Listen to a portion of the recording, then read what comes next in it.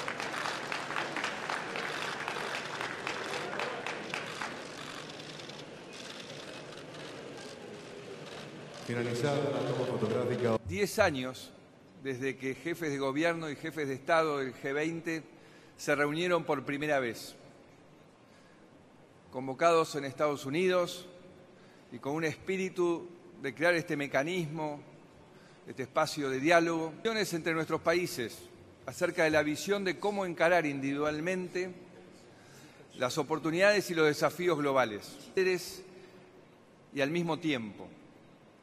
Y lo tomamos como un gesto de apoyo y de reconocimiento a la presencia y al desempeño que está teniendo la Argentina en el escenario global, sobre todo después de tantos años de aislamiento. Aquí los líderes nos vemos cara a cara, hablamos con franqueza y ratificamos coincidencias a la misma vez que administramos desacuerdos. Y es algo que viene sucediendo año tras año hace una década. Y yo espero que en este día y medio de trabajo logremos crear las bases para los consensos de los próximos 10 años. Dialogar y dialogar.